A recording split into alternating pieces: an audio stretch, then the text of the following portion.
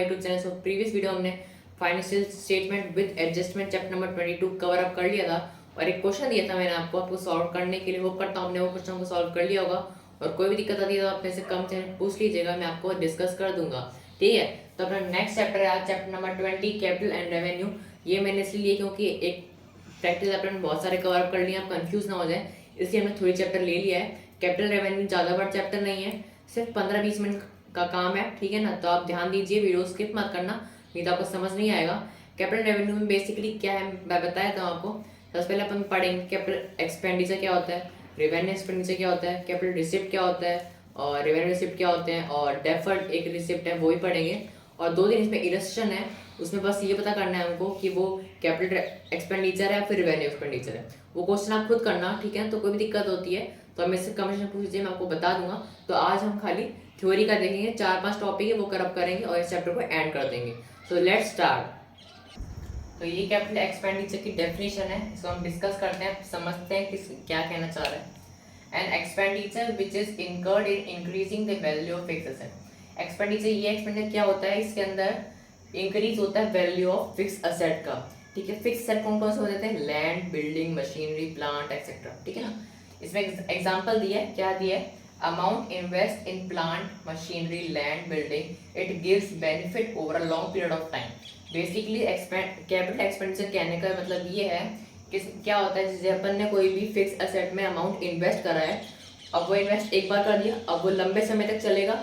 ठीक है ना, एक बार इन्वेस्ट कर करेंगे और over a period of life time चलेगा, तो उसी को हम कैपिटल एक्सपेंडिचर कहते हैं। ठीक है ना, तो ये आप इस डेफिनेशन और एग्जांपल नोट डाउन कर लो, उसके बाद हम नेक्स्ट आगे बढ़ते हैं। तो नेक्स्ट अपना टॉपिक है रेवेन्यू एक्सपेंडिचर। तो हम समझते हैं रेवेन्यू एक्सपेंडिचर क्या होता है। ठीक है, यहाँ ध्यान दीजिए, the benefit which is receive during the current year. जो भी बेनिफिट हमको रिसीव हुआ है करंट ईयर के अंदर, मतलब आज आपको इसी साल में कोई पेमेंट आपको मिला है, बेनिफिट हुआ उसका, तो वो रेवेन्यू एक्सपेंडिचर कहलाएगा। ठीक है ना, इस मतलब यही है, the benefit which is receive during the current year. ठीक है, एग्जांपल दे रहे हैं, payment for goods purchase for resale.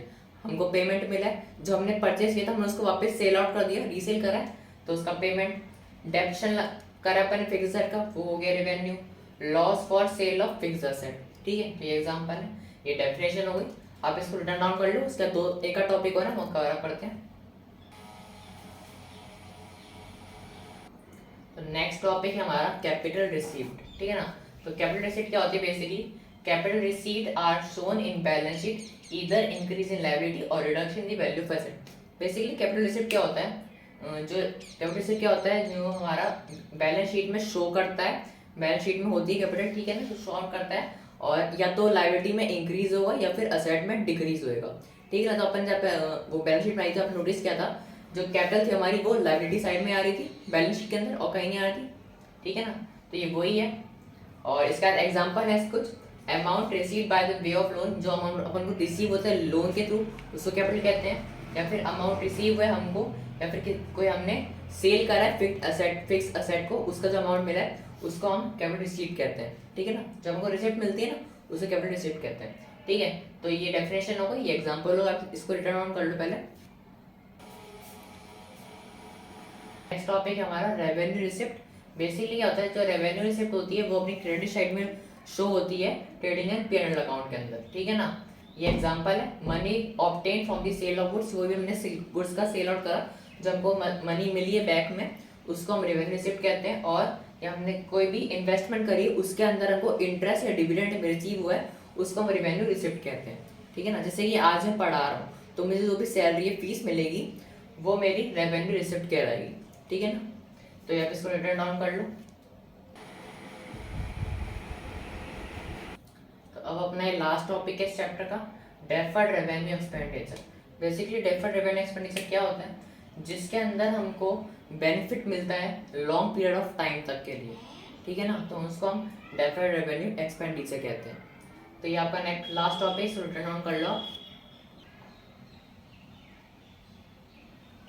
तो अब इस चैप्टर के अंदर 2-3 इलस्ट्रेशन है, वो बेस किसके ऊपर है, या तो उसमें क्वेश्चन दे रखे हैं आपको, उसमें आपको बताना है कि डेफर्ड रेवेन्यू एक्सपेंडिचर है, रेवेन्यू रिसिप्ट है, कैपिटल रिसिप्ट है, कैपिटल एक्सपेंडिचर है, रेवेन्यू एक्सपेंडिचर है, वो आपको बताने कौन सा वो जो पॉइंट है आपका लाइन है वो किस पे डिपेंड करती है, ठीक है ना। तो इसलिए मैंने सेशन नहीं करवाई है, आप खुद ट्राई करना। मैंने आपको सबकी डेफिनेशन मतलब बता दी क्या क्या होता है, आप खुद आप ट्राई करना।